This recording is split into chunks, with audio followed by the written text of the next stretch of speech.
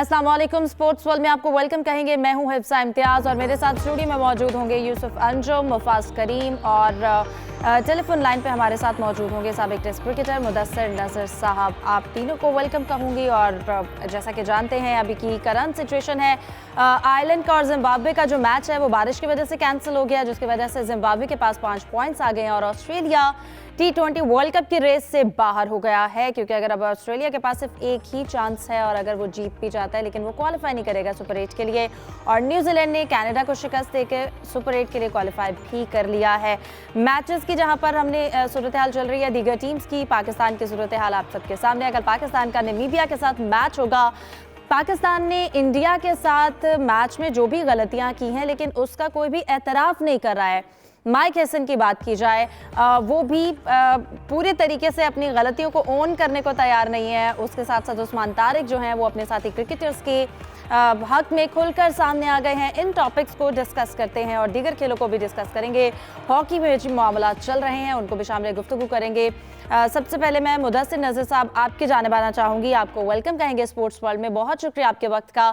कहिएगा सबसे पहले मैं आपसे पाकिस्तान की परफॉर्मेंस के हवाले से जानना चाहूँगी। पाकिस्तान के लिए कल का मैच जीतना बहुत ज़्यादा ज़रूरी है, अपने आप को सुपर 8 के लिए क्वालिफाई करना और कल का मैच जीतना बहुत ज़्यादा ज़रूरी है। लास्ट मैच की शिकस्त के बाद सबसे पहले आप समझते हैं क्या चेंजेस हमें करनी चाहिए कल के मैच के लिए?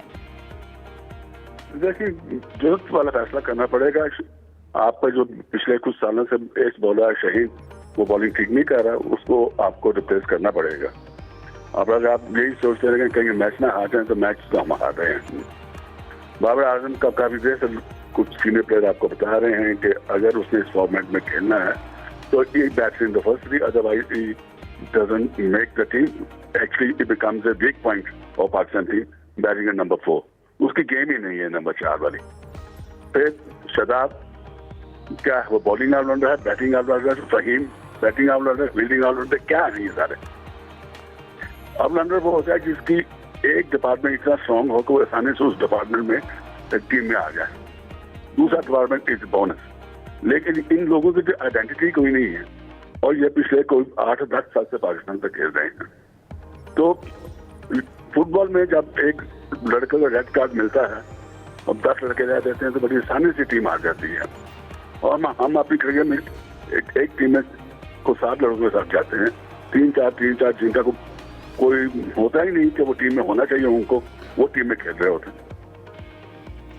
मुदस्सिर साहब कहिएगा, अगर हम कैप्टनसी की बात करें, हमने कल जब हमारा इंडिया के साथ मैच हुआ तो एक out of the box of colour नज़र आ रहे थे हमें सलमान अली आगा, लेकिन वो पहले ओवर के लिए आए। लेकिन ओवरऑल जिस तरह से हमने बॉलिंग की है, उस्मान तारिक को हमने बहुत लेट 10 ओवर्स के बाद यूटिलाइज किया है। आप क्या समझते हैं इंडिया के मैच के जब हमारा मैच होता है इंडिया के साथ तो क्या मेंटालिटी होती है, हमें वो इंटेंट क्यों नजर नहीं आती कि हम ये मैच जीतना चाहते हैं? सबसे पहले इसलिए नहीं नजर आती कि आप पिछले 26 मैचों में से 25 हार चुके हैं उनसे। आप जो मर्जी बात करते हैं मेंटल फिटनेस ये वो, बात यह है कि कैसे आप स्ट्रॉन्ग फील करेंगे। जो स्ट्रॉन्ग फील करते हैं आपकी पास परफॉर्मेंस की वजह से। तो हमारी पिछले 26 मैचों में 25 में तो हम हार चुके हैं उनसे। और फिर उसके बाद ग्लेरिंग मिस्टेक्स, हमारी बैटिंग हमेशा अंडर प्रेशर काम नहीं करती। गोल्डन अपॉर्चुनिटी मिलती है, टॉस जीतते हैं आप बैटिंग नहीं करके आप उनको बारी दे देते हैं। और हालांकि इतना अच्छा स्टार्ट मिला लेकिन फौरन सेकंड ओवर में शाहीन ने आकर सारा वो खराब कर दिया। इस तरह से फिर बाबर का नंबर 4 पे खेलना। फिर आपने खुद ही कहा कि हमारा जो उस्मान तारिक जिसकी इतनी बनी हुई थी बात के, एक तो वो बॉलिंग अच्छी कर रहा है, दूसरा इतने सारे लेफ्ट हैंडर्स इंडिया के पास, तो उसके बाद उसको 11वें ओवर में जाके आप लेके आते हैं। ये कोई क्रिकेट को मजाक तो नहीं हो रहा है। सदियों से एक चीज जो प्रूव हो चुकी है कि लेफ्ट हैंडर के अगेंस्ट ऑफ स्पिनर अच्छी बात करते हैं, बॉलिंग करते हैं और हमारे पास मिस्टेक स्पिनर है ऑफ स्पिनर। हम उसको उस वक्त लेके आते हैं जब गेम इज ओवर। तो इतनी बड़ी मिस्टेक करके आप सोचेंगे आप मैच जीत जाएंगे। बिल्कुल, अगर पिच के हवाले से हम बात करें, पिच ग्रिप कर रही थी, hard length, back of the length resist नहीं कर पाए हम उस पिच पर भी। हमने अपने बॉलर्स को बेहतरीन तरीके से यूटिलाइज नहीं किया, फ़हीम को मौका नहीं दिया, और उसके साथ साथ शाहीन की परफॉर्मेंस जैसे चल रही है, हमें सलमान मिर्जा को मौका देने की कितनी ज़रूरत है? बहुत ज़्यादा ज़रूरत है। मैंने अभी तक नहीं देखा सलमान, हालांकि मैंने कम देखा उनको, लेकिन जितना भी मैंने देखा उनको, उन्होंने तो कभी पाकिस्तान टीम को लेट डाउन नहीं किया। अच्छी बॉलिंग करते हैं। और फिर आप winning and losing is a habit, और जब आप दूसरी टीम से खिलाए जाएंगे जो कि हारती आ रही है, तो फिर नुकसान होता है। कई दफा सिर्फ एक दो चेंजेस करने से जो लड़के अंदर आते हैं नए, उनको वो आदि नहीं होते हारने के, वो आगे पूरी कोशिश करते हैं, जहाँ जज्बे के साथ खेलते हैं, वो टीम को पार लेके चले जाते हैं। लेकिन हम बार बार वही टीम ले जा रहे हैं, वही बंदे खिलाए जा रहे हैं और फेल हो जा रहे हैं। मुदस्सर भाई, क्या नमीबिया बड़ी वजह ये भी है कि हमारे जी नमीबिया से हमारा कल मैच है, क्या कोई सरप्राइज वो भी कर सकते हैं हमें नमीबिया वाले, क्योंकि कोई भी टीम कमजोर नहीं है T20 में। देखिए, नमीबिया की जो टीम है पिछले कुछ सालों से बड़ी जबरदस्त परफॉर्मेंस दे रही थी। ये साल उनका बड़ा गंदा गया एसोसिएट कंट्रीज में ना, उन्हें हम बल्कि मैं अपनी ए टीम यूएई के लेके गया था, हमने उनको हरा दिया था। तो उनकी परफॉर्मेंस पहले से खराब आ रही है, हालांकि इस टूर्नामेंट में थोड़ी सी दोबारा चेंज आनी शुरू होगी उनकी, और देव गॉट नथिंग टू लूज। बिल्कुल, पाकिस्तान का वैसे जब भी इन छोटी टीम के साथ मैच होता है, हमारा पहला मैच आयरलैंड के साथ था और हमने देखा कि हमने बड़ा मैच फंसा कर जीता है, तो नमीबिया को भी हमें अंडर एस्टिमेट नहीं करना पड़ेगा। और फिर इसके साथ साथ मैं ऐड करना चाहूँगी माइक हेसन, जिस तरह से उन्होंने टीम को कवर किया है, उन्होंने क्या लगता है आपके एक्सपीरियंस में, जब कोच जो है वो डिफेंसिव टोन लेता है, अपनी टीम को शील्ड करता है, तो टीम पर इसका कितना पॉजिटिव इफेक्ट होता है? देखो, वो अपनी टीम को तो डिफेंड करेगा, वो अपने डिसीजन को डिफेंड करेगा। बड़ा एक मजाक सा उसने जवाब दिया, वो जो उस्मान तार के वाला, कि हमने पहले कहा ये उसका रोल है। अरे भाई, उसका रोल विकेट लेने का है, उसका रोल इंडिया की टीम पे प्रेशर डालने का है। अर्ली विकेट्स देंगे तो हम इंडिया को थोड़ा पीछे खेल सकते थे, वो तो हमने किया नहीं। वो उसके बारे में बातें कर रहे हैं, वो उसके बारे में बॉलर आके नेट में उनसे प्रैक्टिस करवा रहे हैं कि कल हमारा उस्मान तारिक से मैच है, पाकिस्तान टीम से नहीं, उस्मान तारिक से मैच है, और हम उसको बॉलिंग नहीं कराते, पहले कह रहा हूँ। उसके बाद भी माइक हैसन आके बड़ा सीरियस स्टेटमेंट दे देता है। वैसे तो उस्मान तारिक की भी जो स्टेटमेंट सामने आई है कि बाबर और जो दीगर खिलाड़ी हैं, शादाब के हवाले से, शाहीन के हवाले से, कि एक दो मैचेस में इस तरह से डिसीजन नहीं लेना चाहिए कि इनको मैच नहीं खिलाना चाहिए। मतलब बाबर का क्या पहला मैच था जिस तरह से उस्मान तारिक ने गुफ्तगू की है। हम अपनी गलतियों से ये जरूर कहते हैं कि हमें सीखना चाहिए, लेकिन हमने अब तक क्या सीखे अपनी गलतियों से? देखिए, उस्मान तारिक ने जो अगर ये बात कही है तो बड़ा अच्छा किया, उसने अपनी टीम को डिफेंड किया है। It is different from the players of the 90s जो एक दूसरे के साथ रोजाना अखबारों में बयान, रोजाना टीम में बयान उनके अगेंस्ट, और फिर इकट्ठे जाके खेल जाते थे। उस लिहाज से तो बड़ी रिफ्रेशिंग बात है कि वो अपनी टीम के साथ खड़ा हो रहा है। लेकिन ये वो इसका ये कहना है कि एक या दो मैच के बाद इनको भाई निकाल दें, नहीं भाई, ये 4-5 साल की बात कर रहे हैं आप शादाब की मुझे बात बता दें कि कहाँ वो डोमेस्टिक क्रिकेट खेलता है, कहाँ वो पाकिस्तान के लिए 3-4 मैच खेलता है, उसके फौरन बाद उसकी इंजरी हो जाती है, हमेशा होती है। और फिर जैसे को IPL जब ये दूसरी फ्रेंचाइज क्रिकेट टूर्नामेंट होने लगता है, वो भी ठीक हो जाता है, और फिर जैसे वो खत्म होती है लीग, फिर आता है, फिर अनफिट हो जाता है। लेकिन पाकिस्तान टीम सिर्फ उसको टीम में नहीं लेती, भाई कहते हैं उसको वाइस कप्तान भी बना दी उसने। मुदस्सर भाई, अपना बाबर आजम को क्या मशवरा देंगे अब? बाबर आजम को मैं मशवरा दूंगा कि तुम्हें नंबर 4 पे खेलना है, और टीम चाहिए नंबर 4 पे खेलो, तो कोई जरूरत नहीं तुम्हें खेलने की। और सबसे बड़ा मशवरा उसको ये है कि ये जो है ना, आपने मजाक बनाया हुआ है कि सिर्फ आप इंटरनेशनल क्रिकेट खेलना चाहते हैं। आपकी form, you have to understand and accept कि आपकी फॉर्म नहीं है। जब फॉर्म कैसे आएगी? इंटरनेशनल एरिना में नहीं आती।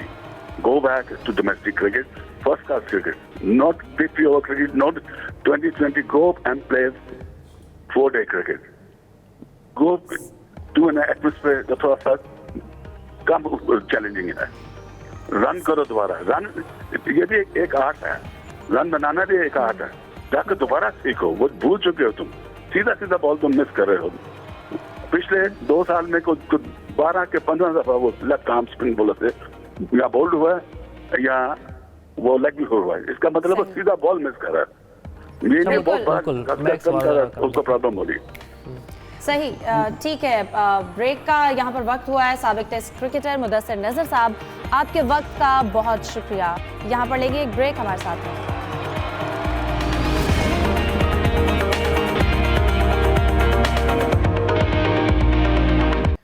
Welcome back. मुफाज, मैं आपसे जानना चाहूँगी, अभी जैसा कि रिजल्ट हमारे सामने आया आयरलैंड और मैच नहीं हो सका जिम्बाब्वे का, और इसका असर सिर्फ जिम्बाब्वे पर नहीं पड़ा बल्कि ऑस्ट्रेलिया पर भी पड़ा, और ऑस्ट्रेलिया जो है वो T20 की रेस से बाहर हो गई।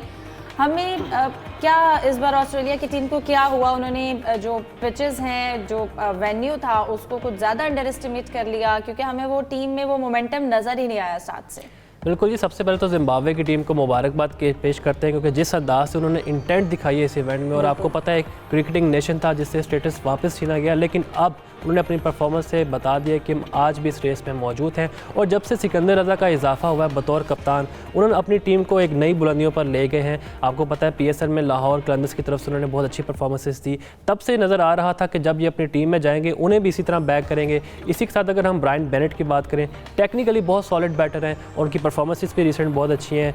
मेरा ख्याल हाफ सेंचुरीज भी उनकी आ चुकी हैं। इसके अलावा उनके जो बॉलर हैं मुज़र बानी, बहुत अच्छी बॉलिंग करते हैं, अपनी गुड लेंथ का ख्याल रखते हैं और टॉप 10 में इस वक्त ICC की रैंकिंग में मौजूद हैं। इसके अलावा जो आप ऑस्ट्रेलिया की बात कर रही हैं, डेफिनेटली बहुत सवालात खड़े हो चुके हैं उनकी सिलेक्शन पर। उन्होंने स्टीव स्मिथ को बुलाया फील्डिंग के लिए था, बिल्कुल, और यही तो हम ऑस्ट्रेलियन मीडिया, बड़ा सवाल है, मतलब आपने स्पेशल बुलाया और इससे बिल्कुल ऑस्ट्रेलियन मीडिया भी आपकी तरह ये सवाल उठा रहा है कि उनका टीम में रोल क्या है। इन फॉर्म बैटर है, तीनों फॉर्मेट्स के लिए परफेक्ट है, और आपने शुरू दिल से ये अपनी आवाम को बताया कि वो श्रीलंका के खिलाफ इंपॉर्टेंट मैच खेलेंगे, लेकिन आपने सिर्फ उनसे फील्डिंग करवा दी। इसके अलावा मिच मार्श की हम बात करें, जैसे आपने इंट्रो में भी बताया, वो कल बिल्कुल रो रहे थे, उनको देख के तरस भी आ रहा था कि हम आयरलैंड से उम्मीद लगा लेंगे, हम पहली दफ़ा किसी इवेंट में अगर मगर का शिकार हुए हैं। तो मैं समझता हूँ ये एक इसका एहतसाब होना चाहिए क्रिकेट बोर्ड में। अब उनको हमारे जज्बात का पता चले। बिल्कुल, उन्हें हमारे जज्बात का पता चला। और स्टीव स्मिथ के लिए मैं समझता हूँ जितने बड़े बैटर हैं, एक एम्बैरेसिंग सिचुएशन है, उन्हें जवाब मांगना चाहिए या फिर इस्तीफा देना चाहिए कि आपने मुझे क्यों वहाँ से बुलाया, सिर्फ फील्डिंग के लिए बुलाया, जब पूरी टीम डिपेंड कर रही है आप पे कि स्टीव स्मिथ की ज़रूरत है। और जिस अंदाज से बिग बैश पे उन्होंने सेंचुरी की है, इससे अच्छा बैटर उनके पास इस फॉर्मेट में मौजूद नहीं था।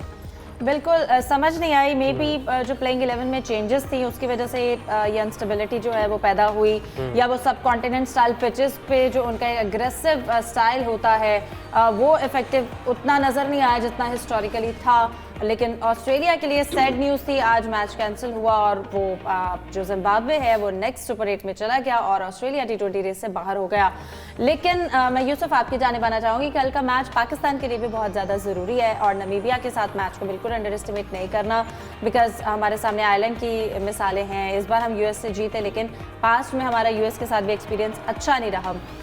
कल के मैच में पिच को देखते हुए कैसा हमारा जो डिसीजन है होना चाहिए, स्पेशली टॉस को लेकर? और ज़हनी तौर पर भी तैयार है वैसे देखें, अभी तक हम तैयार हैं या वो? हम दोनों ही तैयार है, मेरा क्या अभी तक दोनों टीमों के मुझे तो दरमियान गाना भी याद है, तुम जीतो या हारो।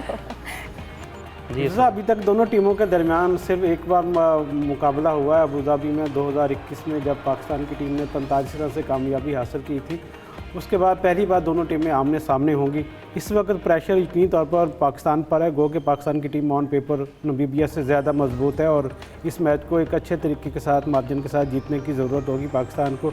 लेकिन जिस तरह पाकिस्तान ने नीदरलैंड के ख़िलाफ़ बैटिंग की, जिस तरह प्लानिंग की, और उसके बाद अमेरिका के ख़िलाफ़ भी हम बस फंस कर खेले थे वहाँ पर, और फिर इंडिया से हार के बाद ये जो मोराल है पाकिस्तानी टीम को इतना ज़्यादा अच्छा नहीं है। बहुत ज़्यादा तनकीद भी उन पर हो रही है और यकीनी तौर पर जिस तरह की तब्दीलियां भी सुनने में आ रही हैं कि 2 या 3 तब्दीलियां इसमें टीम में होंगी। कल वाली प्लेइंग 11 में फ़खर जमान की वापसी होगी, नसीम शाह और सलमान मिर्ज़ा को यकीनी तौर पर प्लेइंग 11 का हिस्सा बनाया जाएगा। अब पाकिस्तान को दोबारा ये साबित करना कि पाकिस्तान की टीम नंबर 1 टीमों के साथ खेल सकती है, पाकिस्तान की टीम सुपर राउंड में क्वालिफाई कर सकती है। उसके लिए आपको बेहतर प्लानिंग करना पड़ेगी, पिच को अच्छे तरीके से रीड करना पड़ेगा। पाकिस्तान को थोड़ा सा एडवांटेज ये होगा कि पाकिस्तान की टीम ये उसी पिच पर मैच खेलेगी जिस पर उसने नीदरलैंड और अमेरिका के खिलाफ अपनी बैटिंग की थी। उसको सारी वहाँ की कंडीशन का इल्म है। सैनाली क्योंकि स्पोर्ट ग्राउंड में ये मैच हो रहा, तो इस लिहाज से पाकिस्तान का थोड़ा एडवांटेज हम कह सकते हैं। लेकिन पाकिस्तान को ये मैच आसान नहीं लेना चाहिए, क्योंकि आजकल कोई भी टीम T20 फॉर्मेट में ख़ास तौर पर आसान नहीं है। जैसा कि आपने देखा कि आज कनाडा की टीम भी एक अच्छे खासा रन बनाने में कामयाब रही। एक या दो बैटर ऐसे होते हैं जो किसी भी मैच का नक्शा पलट सकते हैं। पाकिस्तान के पास भी यकीनी तौर पर अच्छे बासलाहियत खिलाड़ी हैं, लेकिन अभी तक तो वो तो हैं, पर हम यूटिलाइज नहीं करते, ये कौन बताएगा? यूटिलाइज क्यों नहीं करते, यही तो सवाल है। जो फखर जमान के बारे में हम ये कहते हैं, बट हम उन्हें यूटिलाइज नहीं करते। अगर हम उन्हें टीम में शामिल करते हैं तो हम उन्हें अच्छे नंबर्स पर उनकी टाइमिंग के अकॉर्डिंग नहीं खिलाते हैं। ये सारी चीजें कैसे हम उम्मीद कर सकते हैं कि अगले मैच? और फखर जमान के बारे में मैं बात करना चाहता हूँ। जब मेरी मैनेजमेंट के कुछ सोर्सेज से बात हुई तो कहते थे कि जी 2017 में चैंपियंस ट्रॉफी में उनकी अच्छी परफॉर्मेंस थी, तो बहुत गैप है 8 साल का। तो उनसे ये सवाल बनता है कि फिर 8 साल से वो स्क्वाड में शामिल क्यों है? 1-2 साल से उनकी परफॉर्मेंस नहीं है। पहले तो उनकी अच्छी परफॉर्मेंस है। फिर सलमान मिर्जा के बारे में स्क्वाड में इसलिए है वो रन्स नहीं बनाता, लेकिन वो मुसलसल स्क्वाड में है, इसलिए शामिल करना क्या ये भी जस्टिफाई करता है? और इसी के साथ शाहीन की फिटनेस पर भी सवाल आते हैं। जब बिग बैश में उनकी फिटनेस का मसला हुआ, आपको पता है 3 नो बॉल्स दी, उसके बाद ऑस्ट्रेलिया के खिलाफ भी वो स्ट्रगल करते नजर आए। फिर 135 6 महीने की अगर शाहीन की परफॉर्मेंस पे देखें तो हमें उसमें इतना कोई खास इफेक्टिव उनकी बॉलिंग नजर नहीं आती है। वो अपनी लाइन लेंथ पे बहुत ज्यादा फोकस करते हुए, बहुत स्ट्रगल करते हुए हमें दिखाई देते हैं, बट स्टिल हमने उनको स्क्वाड में रखा है और फिर हम उन्हें क्रूशियल ओवर्स में चांस भी देते हैं। देखें हिफाजत तसल्ली रखें, पाकिस्तान की टीम कल नमीबिया को हराकर सुपर 8 राउंड में चली जाएगी और मुझे पूरी कभी उम्मीद है पाकिस्तान की टीम से कि सुपर 8 राउंड में गो के हमारा सब मुकाबला होगा श्रीलंका के साथ, इंग्लैंड के साथ, न्यूजीलैंड के साथ। तो टफ टीमें हैं वो, लेकिन पाकिस्तान की टीम जब आपको पता कि एक दफ़ा पीक पकड़ ले 2017 की, हम उसको याद करेंगे। और सबसे जो बड़ी मैं होप जिस वजह से सामने आ रही है वो है माह रमज़ान का शुरू होना। माह रमज़ान की चूँकि आमद है तो माह रमज़ान की वजह से दुआओं में इजाफा होगा। हो सकता है कि किसी की वही कुदरत का निज़ाम याद आ गया मुझे। पहले हम इसी सहारे चलते हैं, लेकिन अब ना हमारे पास मोहम्मद आमिर है चैंपियंस ट्रॉफी की तरह, ना हमारे पास हफीज़ है, ना अजहर अली है। ये भी आप सब तरफ ख्याल रखें। मुफाज, ये यूसुफ जो है ये हमें बहुत सहारा देते हैं, बेशक हमारी टीम को दुआओं का सहारा है, लेकिन यूसुफ इसको कैटेगोरिकली जो है ना वो रिकॉर्ड कराते हैं कि अब रमज़ान आ रहा है, अब हम दुआएं मांगेंगे। टीम से कोई उम्मीद नहीं है। और मैं आपसे ब्रेक में भी डिस्कस कर रही थी, माइक हैसन की बड़ी अच्छी स्टेटमेंट है कि हमने 20-25 रन ज़्यादा दे दिए जिस वजह से हम इंडिया के साथ मैच हारे। तो पूछना ये चाहूँगी, अगर 176 में से हम वो 20-25 रन माइनस कर भी देते तो उसके बाद जो 140 तक का टारगेट आता 130 का, तो क्या हमने वो भी चेज़ किया था? हम वहाँ तक पहुँचे थे?